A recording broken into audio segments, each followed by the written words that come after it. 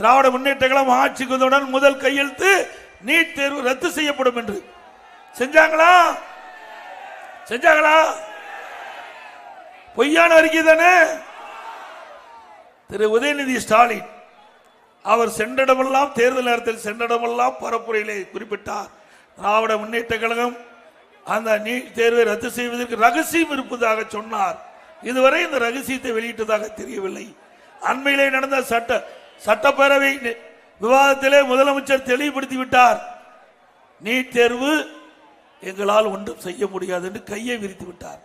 நீதிமன்றத்திலே வழக்கு இருக்கின்றது, அதனால் எங்களால் ஒன்றும் செய்ய முடியாது என்று நீட் தேர்வுக்கு விளக்கம் கொடுத்து விட்டார். இதைத்தான் நாங்களும் குறிப்பிட்டோம். உச்ச நீதிமன்றத்திலே வழக்கு, அந்த வழக்கின் தீர்ப்பின் அடிப்படையில் நீட் தேர்வு அமுல்படுத்த முடியாத ஒரு சூழ்நிலை, அதைத்தான் நாங்களும் சொன்னோம்.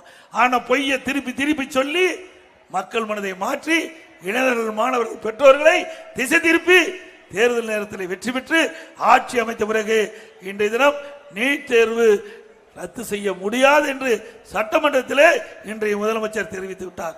இப்படிப்பட்ட பொய் பேசுகின்ற முதலமைச்சர் நாட்டுக்கு தேவையா? பொய்ய பேசிதானே ஆட்சிக்கு வந்திருக்கிறாரு.